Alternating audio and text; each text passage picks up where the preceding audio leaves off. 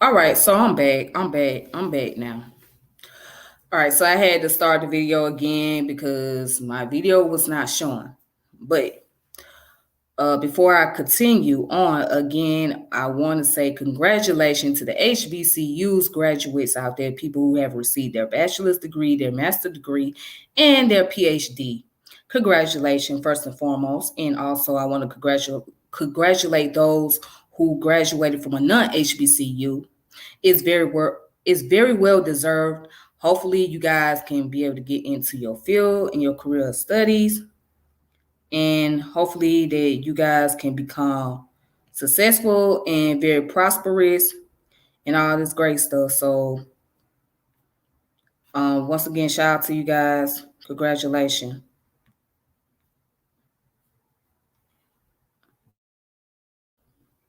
I don't know what's going on here. For some reason, my picture keep going out. But anyways, I'm gonna continue on. So let me go ahead and get started. This video is going to be dealing with Reverend Ike. So Reverend Ike was a very popular preacher during his time period back in the 70s. Okay, he was very popular. He was known for preaching about prosperity. So they call his doctrine of prosperity theology. That's what it was. But the way he preached was very unique. It's something that should have been done in the beginning. Instead of teaching that God is going to come out the heavens and save humanity from its corruption, and that God is going to send his one and only begotten son to get every man who has been disobedient and not following his command, and steering those kind of fear into people's lives. He said, well, let's teach the science. Let's teach the people how to think and how to use their mind, which I think is very unique and is very creative. I can give him credit for that because that is the style of preaching that should have been taking place. But again, during the time period, our people were taught to believe in a God and be fearful.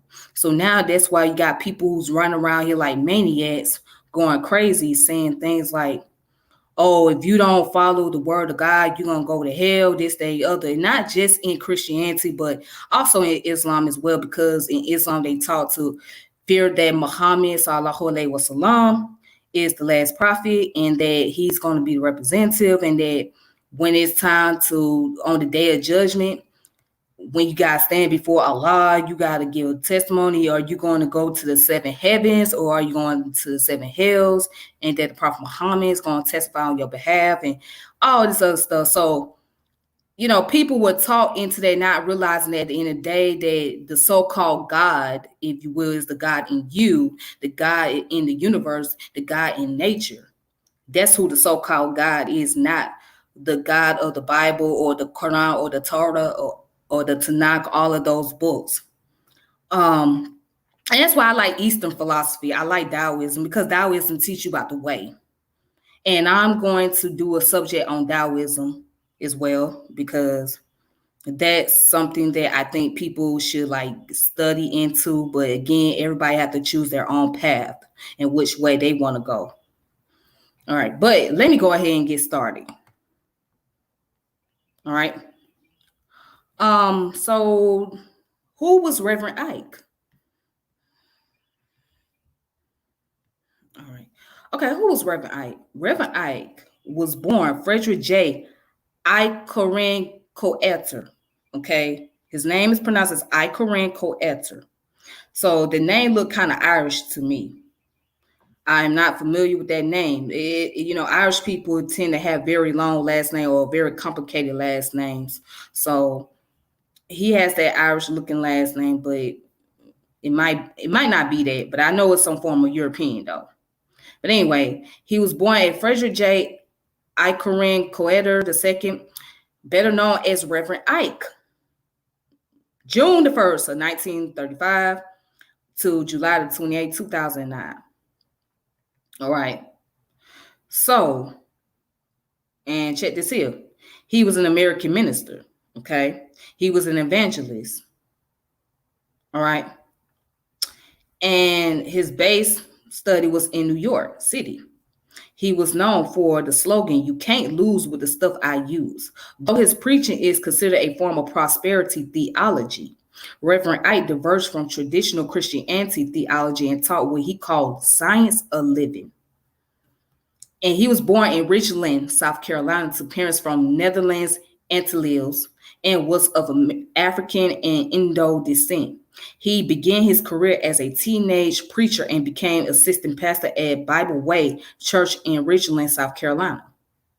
After serving a stint in the Air Force as a chaplain servants specialist, a non-commissioned officer assigned to assist commissioned Air Force chaplains, he founded successfully the United Church of Jesus Christ for All People in Beaufort, South Carolina, the United Christian Evangelistic Association in Boston, Massachusetts, his main corporate entity, and the Christ Community United Church in New York City. All right, so this is the building where he had his service at. And the building is around to this day. It was called the Palace Cathedral, but it's now is known as the United Palace. And it says here that it hosts live music venues, church, and it's still owned by the United Church Evangelistic Association. So that means that they're making good money at this point. So it's a beautiful building, as you can see, very beautiful. See it right there in the heart of Harlem. Nice building. But they probably making very good income, I can tell you that. I mean, if you hosting music venues and all. But anyways, so he was popularly known as Reverend Ike. His ministry reached its peak in the 1970s when his weekly radio sermons were carried by hundreds of stations across the United States. He was famous for his blessing plan. Let me turn this up. Radio listeners sent him money, and in return, he blessed them. He said radio listeners who did this would become more prosperous. He was criticized for his overt interest in financial remuneration. In 1972, the New York Times described his church service. "Close your eyes and see green," minister exhorted. "Money up to your armpits, a room full of money, and there you are just tossing around in it like a swimming pool." The preacher was Reverend Frederick J.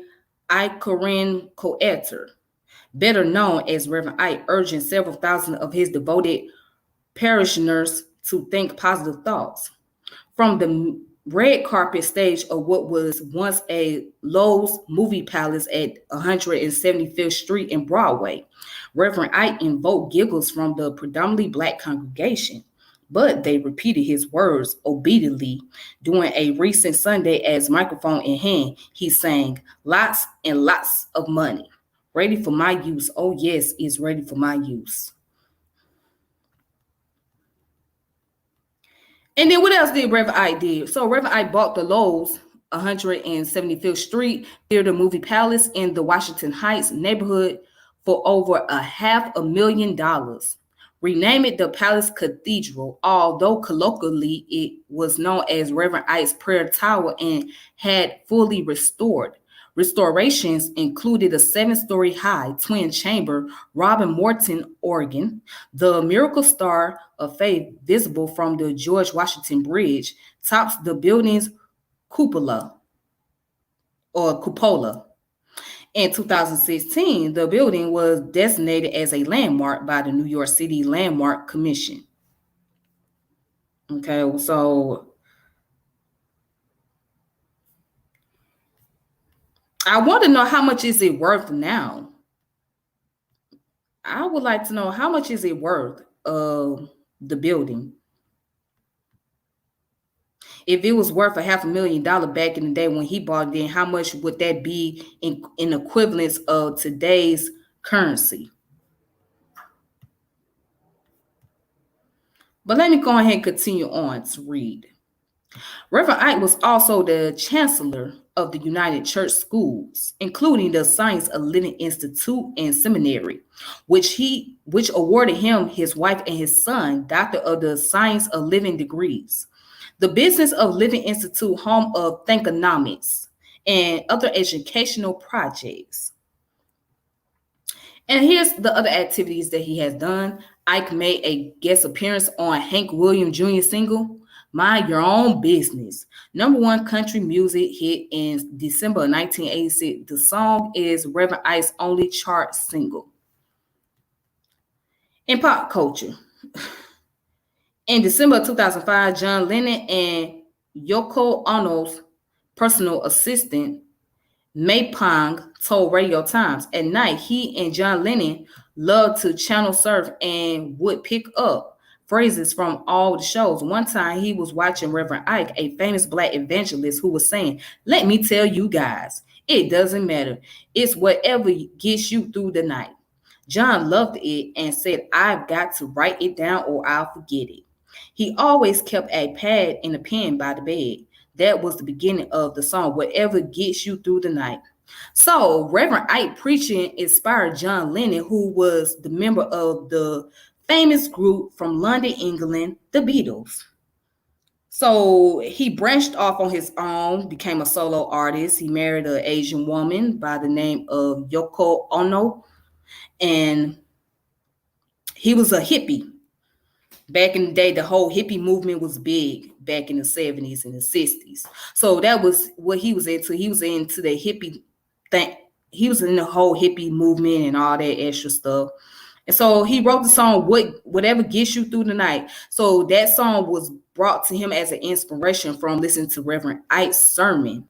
All right. So Reverend Ike's sermon was not only big in the black community, but was also very popular within the celebrity culture. So, as a matter of fact, if anybody remember the movie called Car Wash, there's the character that Richard Pryor plays, and he plays the character that resembled Reverend Ike. Yeah, he resembled Reverend Ike. So Reverend Ike was very popular amongst the celebrity community, and also he even earned his spot into the talk shows like the Phil Donahue Show, which was very popular in those time periods in the 80s and the 90s. He earned that spot on there. And of course, he had received so many criticism. But one thing Reverend Ike said, which stands out to me the most, he said that I use the Bible as psychology, not as theology. He used the Bible as psychology, not as theology. Now, in other words, what he's saying is he bring out the esoteric knowledge from the biblical scriptures so people can be able to understand, learn how to interpret those texts versus just reading it and thinking in the level of some form of from a religious mindset. He said you got to take away the religious mindset and be able to think from a critical mindset and be able to think higher of yourself. That's his whole thing. That was his whole theme. And I really admired that. I thought that was very unique. And there's no other pastor, and I mean no other pastor, that could have done exactly how he done it. I mean, there's good preachers out there that can talk and that can move. I mean, I like Sarah J. Roberts, who is a daughter of T.D. Jakes, but her preaching is nothing compared to Reverend Ike's. His preaching is very phenomenal. It's very thought-provoking. And I encourage, especially my Christian apologists, if you really love your Christianity so much, you would be motivated to watch Reverend Ike, because he really has done a lot. He has really taught a lot of people how to really think, but I guess his message was overlooked because everybody was focused on the fact that he was getting all this money and buying all this lavish things, living the extravagant lifestyle. He was very well dressed, suited up all the time, wearing nice leather shoes, etc. So, and they was not paying attention to his message. His message is really powerful. Yeah. But anyways, continue on. Family and death.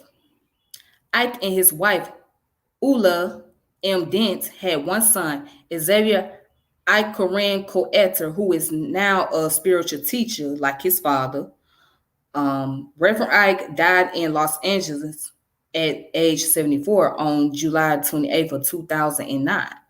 And after not fully recovering from a stroke in 2007, his son gave a eulogy at his father's memorial service, comparing his father to Martin Luther King and Malcolm X as a spiritual activist and a liberator of minds. Xavier subsequently took over the church. So, in a sense, he was a spiritual activist, and he really taught people how to think and how to liberate themselves mentally.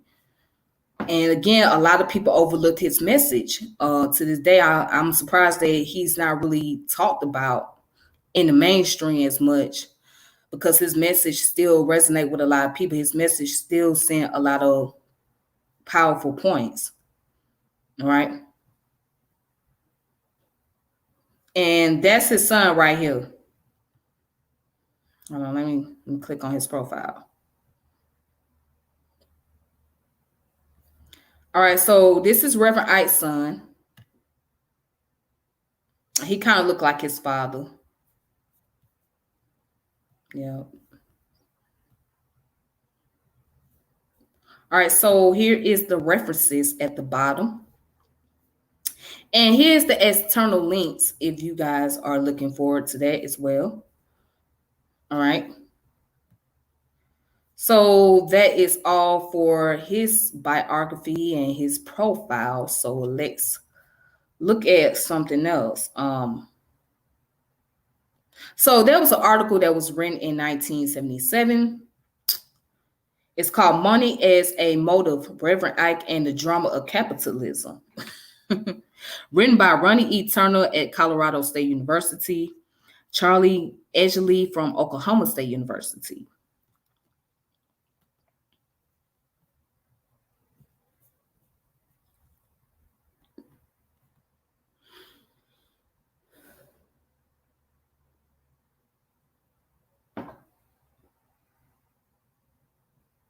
Okay, all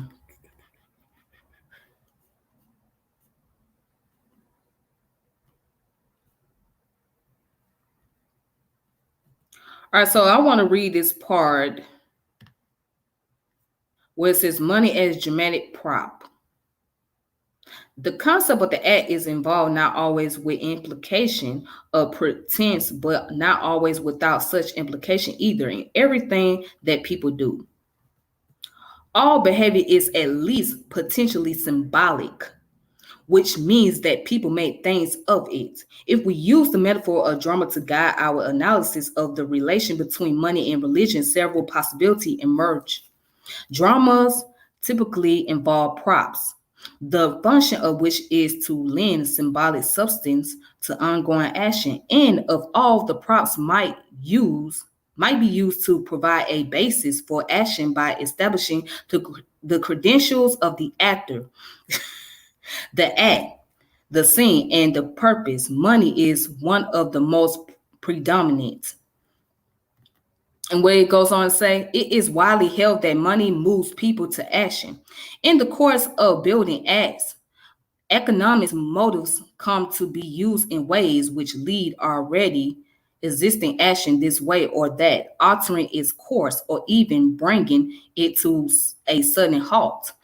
Should the money run out, money is motive, but only to the extent that the actor is able to use it in rationalizing ways to persuade his audience of the legitimacy of his act.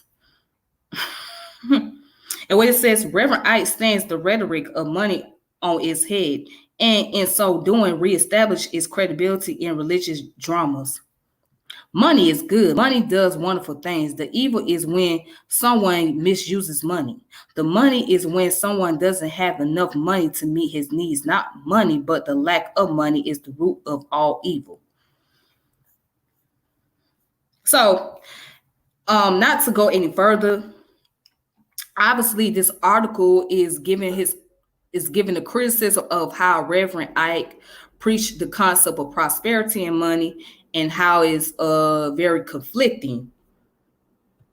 How the concept is very conflicting with the usual ideology. So I guess what the author of the article is saying, that he's feeding into people's fantasy with the idea of prosperity, that, oh, if you have lack of money, that's the root of evil, which is true. Lack of money is the root of evil.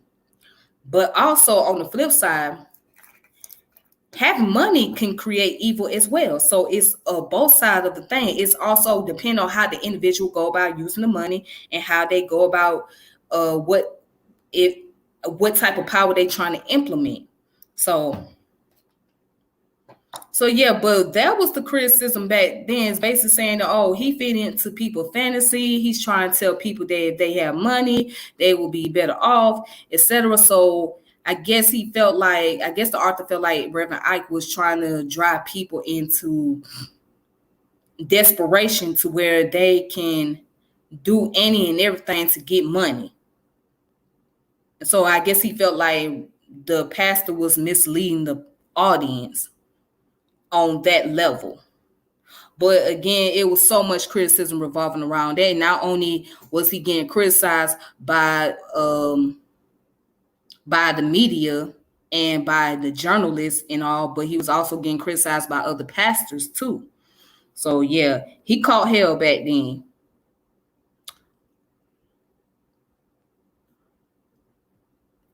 And now there's a book right here, which is called Reverend Ike's Secret for Health, Joy, and Prosperity for You. Thankonomics. All right. So that's him again. That's his image. All right. So I would recommend you guys to check out this book. This book came out in 1982, actually. So it was written before his death, way before his death. And these are the table of contents. How to use Reverend Ike's secrets for health, joy, and prosperity for you.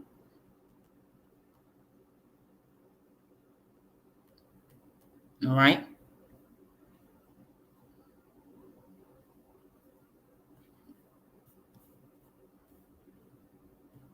So these are the information. This is the only book that I found I was able to come across. So you guys can be able to check it out for yourself and just be able to read it if you are very interested, if you want to be able to learn how to understand the power of going about making profit, etc. All right. Now I want to play the video.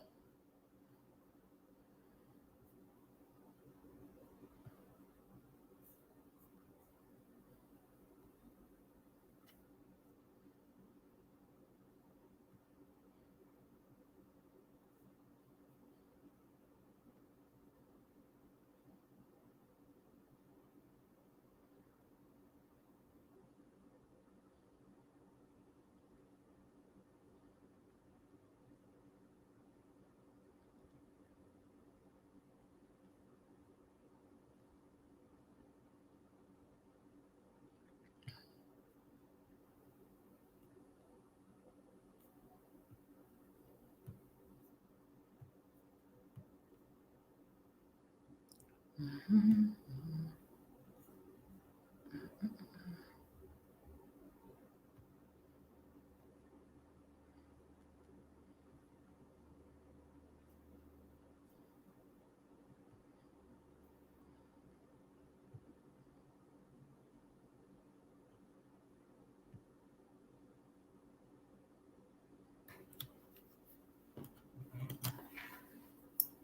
Boss says I've got the best question.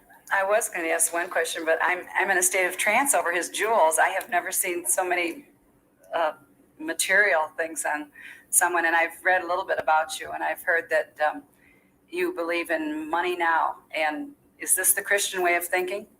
I don't think it's a traditional Christian way of thinking.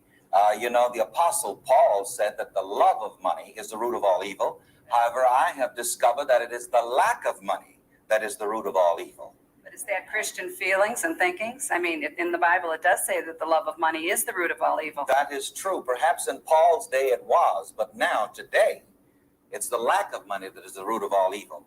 And I've seen more people suffer from the lack of money than from having money. But I think that there's a balance that one can achieve. One should have money, but not let money have him.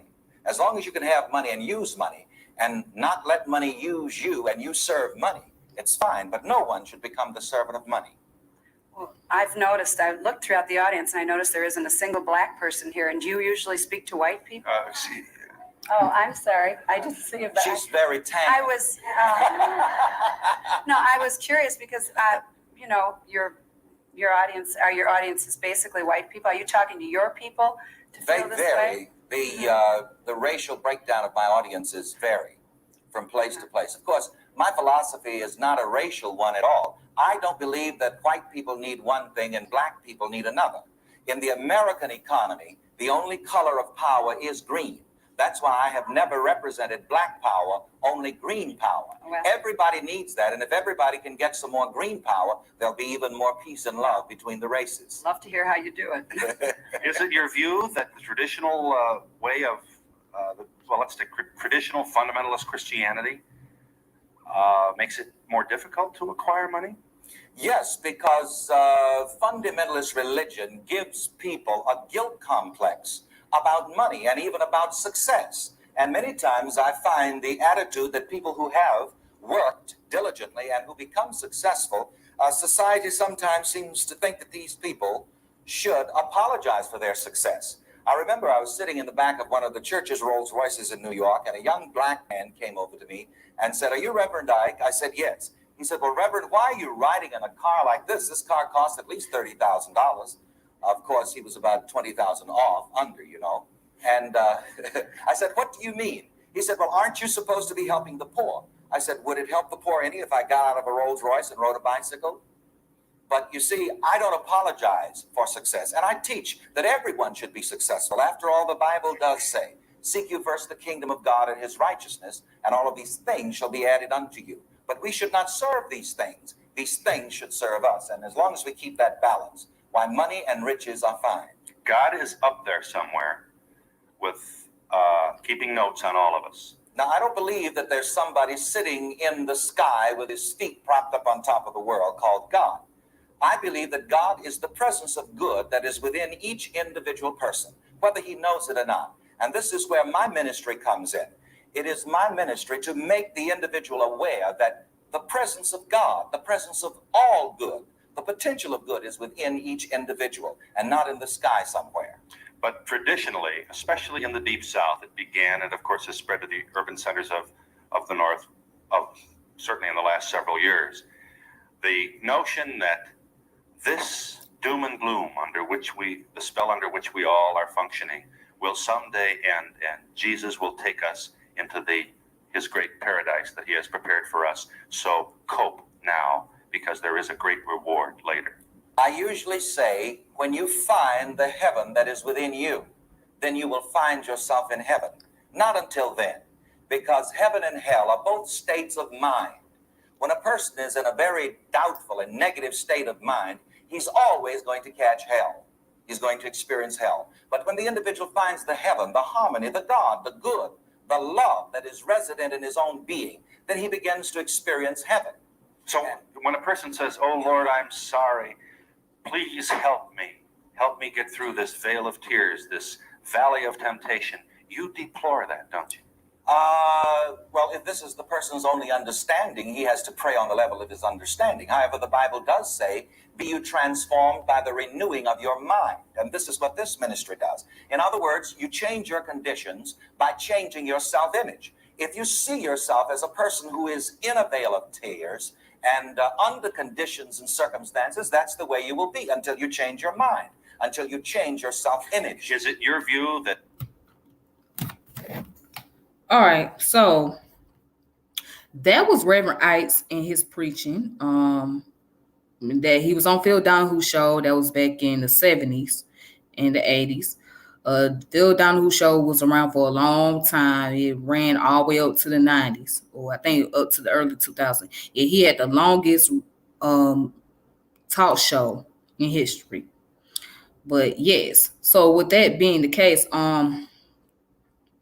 Reverend Ike for the most part, he was so far correct. Now, what I did not like was when that white lady stood up and had the nerve to ask him, well, are you only speaking to your white audience? Because I don't see any black audience around, like as if they don't realize that he was somewhere like in the ghetto, sort of, or in the area that was predominantly African American, where he had predominantly black people around listening to him. But you know, back then they were still on that racist mindset like they are today. Yeah, it's just very funny. But you know, he said something that's very important. He said, I don't see black or I don't see white, but I see green.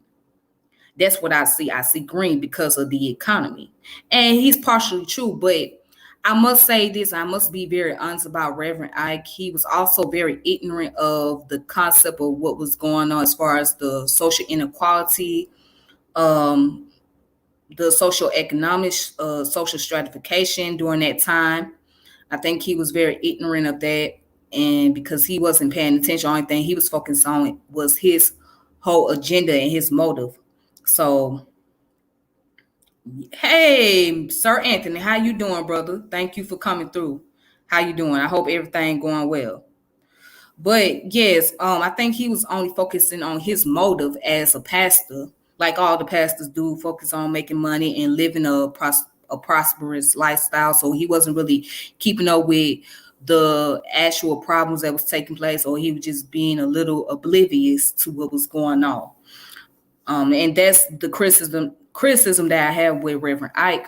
But overall, like I say, I think his preaching is very valuable. I think that many people can learn. So it's nothing wrong with getting into a little esoteric knowledge or learn about the science of the mind, because at the end of the day, that way we can be able to have a clear conscience and be able to know how to maneuver around this thing called life a lot better and be a little bit more in peace with ourselves and be able to learn how to stay focused. So, which I recommend people to like get involved and study more into Stoicism, study into Taoism if you can. Again, study into the esoteric wisdom, like read the audio books on YouTube and stuff like that, because that way you can be able to figure out how to maneuver around in life and how to accept things for what they are and how to stay focused and not be caught up in so much distraction. I mean, certain distraction are okay and it's necessary for you to become awakening and aware of what's going on. But certain distraction are also very hindering and it causes a major chaos. But that's all I have for tonight. For today. Later on tonight, I'm going to come back and talk about don't be an educational bully. Do not be an educational bully. All right. So I'm going to explain what I mean by educational bully, or don't use education as a way to bully someone. And I have to really speak on that because there are people that do use the form of education as a way to bully somebody or try to make someone feel less themselves because they're not on the level that these individuals are supposedly be on. And it happens so often, it's very common, especially among the so-called conscious community. Is so common with the people there. You got too many educational bullies out there that think that they know it all, they better than somebody, and I gotta speak on it. So, but stay tuned for that. So until then, go ahead and subscribe to the channel, hit the notification bell, share the channel, like the channel, and I will talk to you guys later. All right. I hope you guys can hear my audio. Okay. Until then, this your girl Tiffany, and I will connect with you all later. Peace and power, elevation be to all you. Peace.